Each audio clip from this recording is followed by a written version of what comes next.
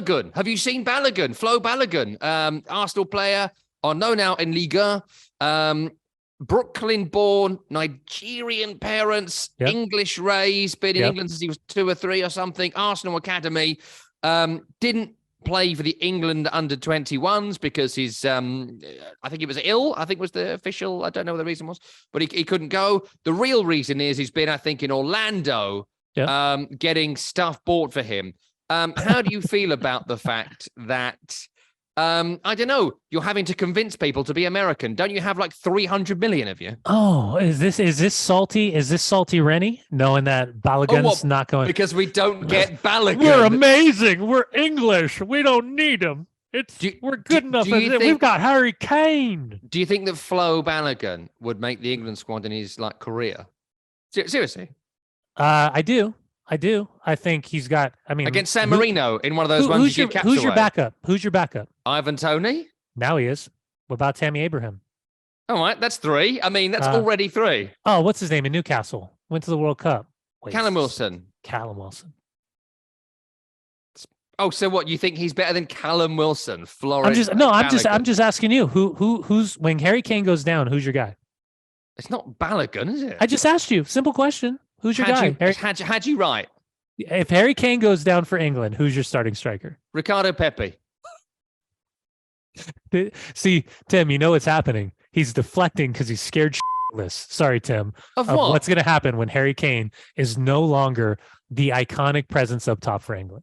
When Harry Kane stops playing, Tottenham get crap again. So no, I'm talking about England. I care about England. What are you talking about? What I care about is West Ham not going down. This is our first show. It's the first episode.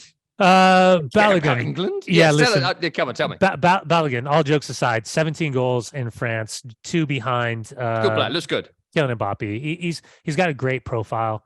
The way he runs, the way he moves, technique. If for anyone that hasn't seen him, that's a U.S. or an England fan, go to YouTube, just tap his name in. You'll see some great goals. I thought it was Reims, and it's actually Ross. Yeah. Did you know that? Ross? I only know it because Reims. Ross. Their manager, Will Still, is a big West Ham fan. And because everyone wants David Moyes just to please leave, handshakes all round, finish 17th. Including you? Well, at the end of the season, yeah. You haven't said it yet. Are you Moyes in or Moyes out? No, he's got to go. Has to go. Oh. I mean, he should have gotten in November, but the fact is he's not going to go now. I hope they finish 17th and win the Conference League and we can just all part as friends, because any longer than this, it's going to be... going to be bad. Painful. We'll get to that later. But I did know that because Will Still is a West Ham. Okay. Yeah. So Ross, I like his player profile. I think that he does things that other players in that position don't do. I think we have a couple of good options at the number 9 position.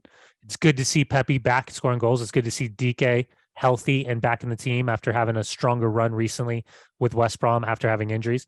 I still think, whether you're talking about Haji Wright, you're talking about Jordan Pefok, you're talking about now Joaquini, who's playing for St. Louis, who's scoring goals, or you're talking about Brandon Vasquez in FC Cincinnati scoring goals. Even throw Josh Sargent in that mix. I think you've got a group of players that are significantly different from one another. Yeah, some are good, some are useless.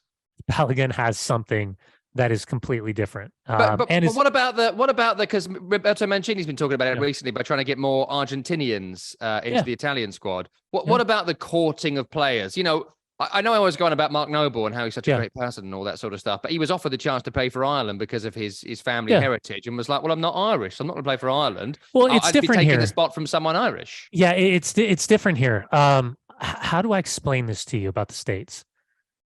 Because we're all immigrants, a lot of these kids are first or second generation Americans. And like, for example, we had a goalkeeper named David Ochoa, and he was considered like the 3rd goalkeeper, and he was Mexican-American. He went into U.S. camp, played for the under-20s, played for the under-23s, was starting goalkeeper for the Olympic team in qualifying. And he wasn't feeling it. And he got the opportunity to play for Mexico, and he switched allegiances. He went to Mexico. Alex Zendejas, who just started the other night, had been with the under-17s, under-18s, went and played for Mexico for 2 games, and then came back in January to try the men's national team camp. And he's like, I'm American. So what's different here is you can grow up in another country And you look at Anthony Robinson. Anthony Robinson grew up in England, says, I feel American. Talk to Serginho Dest. He grew up in Holland. He says he feels American. So when you have this resonating feeling, even if you're growing up outside of the States, that America resonates with you and you have dual citizenship, it's a little bit different here. Because I saw a graphic the other day, and it's like, for example, like how Christian Pulisic was able to go to Borussia Dortmund when he was 16, had the Croatian passport. Timmy Howard had a Hungarian passport. That's how he got to Manchester United initially. A lot of us, I was 1/2 generation away from getting my passport. I couldn't get the European passport, or sorry, work permit, because I didn't have my English passport. All of us, for the most part, how close of a generation you are to your family immigrating to the United States, have better opportunities, or at least more opportunities. So with Balogun, listen, we did it with Yunus Musa. He came in, he tested it out, saw what it was like. Serginho Dest did the same thing. Anthony Robinson, we have a history of doing it with some German players as well, because of the American military side of being based in Germany and pregnancies and all those fun things. But if he decides to come, and yeah, the full court press was out, 100% the full court press was out. But remember, Yunus Musa is one of his best friends. They grew up in the Arsenal Academy. He switched. He came over. Matt Turner was at Arsenal with him. They obviously talked. And I think that I would say that whatever the conversation was, take away England under 20 was, take away his post about you go where someone wants you, take away subsequently Gareth Southgate's response after knowing that Flo was in the United States and doing the tour. Whatever this period was that he was in the US was absolutely agreed upon by the representatives of Ross as well as his representatives, and was made very aware of the U.S. men's national team, because Anthony Hudson on multiple occasions said that he has had multiple conversations with what it could look like if Flo did decide. And all he needs a one-time switch. That's all he needs. So we just saw Zendejas do it. We've seen Jesus Ferreira do it. We've seen a couple of players do it. Once he files, then he is officially going to be a U.S. men's national team player. I mean, it's really interesting. We'll see what happens. I don't know him personally. I don't know if he considers himself to be American or not, but I just always think about, my family have been coming from Scotland for the best part of 600 years. At the moment, Scotland's part of the UK, but if Scotland wasn't, and it was an independent country, and they were like, oh, Tom, can you come and play for us? I don't feel Scottish, but I would do it because Scotland generally have worse players than England, and I wouldn't get in the team. I always think it's interesting. Didn't Declan do it for Ireland? He had youth team Ireland cap, same as Jack Grealish, but they don't feel Irish, so they played for England. Plus, England might win a World Cup. Well, but let me throw some shit at the wall. Sorry, Tim, that's twice now. If if Jack Grealish or Declan Rice weren't deemed good enough, it's kind of the Scott McTominay situation representing Scotland.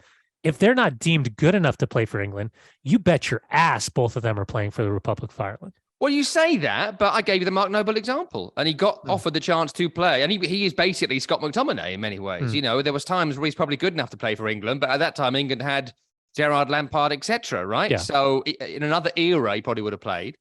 And he got offered the chance to go, and it's in the Graham Hunter podcast. He talked about this, and he was like, "Well, look, I'm just not Irish." But those two did play for Republic of Ireland. That's what I'm saying. Yes, but for the youth, youth team's different, isn't it? It's different because you're just like when you're 17, you play for anyone, don't you? Family show.